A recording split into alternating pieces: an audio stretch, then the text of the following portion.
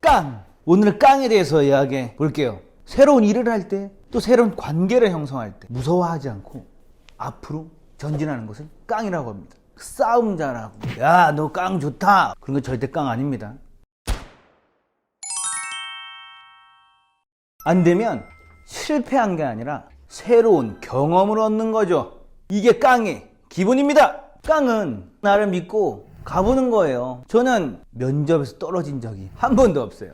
그 새로운 환경이 너무 재밌는 거예요. 누가 나올지, 어떤 느낌을 줘야 될지. 그러다 보니까 항상 좋은 모습, 바른 모습, 어느 순간 내 안에 자신감 생기고 자긍심이 생기고 이렇게 부딪히면서 올라오는, 이걸 깡으로 표현할 수 있거든요. 세상에는 이런 사람도 있고 저런 사람도 있고, 뭐 옆에 사람, 뒤에 사람 다 있어요. 그런 사람들을 만나는 걸 무서워하면 안 돼요. 무조건 부딪혀보고 무조건 만나보고, 그러면서 나의 깡이 올라가는 거예요. 실패를 두려워하지 않는 첫 번째 깡의 마인드.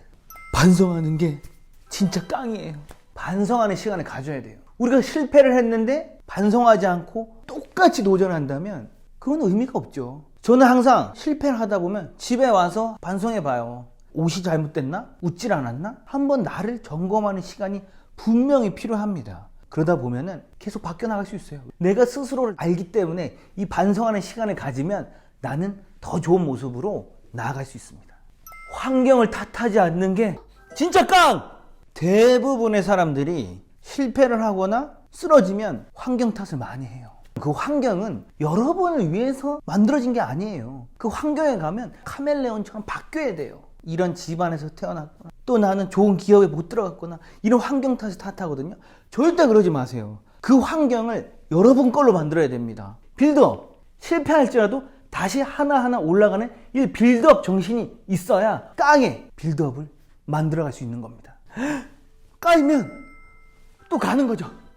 제가 30대 초반에 한국에서 분유를 만들어서 중국에 유통하는 그런 일을 했습니다. 근데 이 유통권을 따야지만 내가 중국에 팔 수 있어요. 한국의 어떤 고약한 사장님이 제가 어리다고, 중국어도 못한다고 이 유통권을 안 주는 거예요. 회사를 계속 쫓아갔어요. 만나주지도 않는 거예요. 이렇게 큰 사업을 어떻게 해? 넌 안 돼, 안 돼, 안 돼. 그래도 계속 쫓아갔어요. 저는 8개월 만에 유통권을 따왔습니다. 위로는 없다, 오직 깡.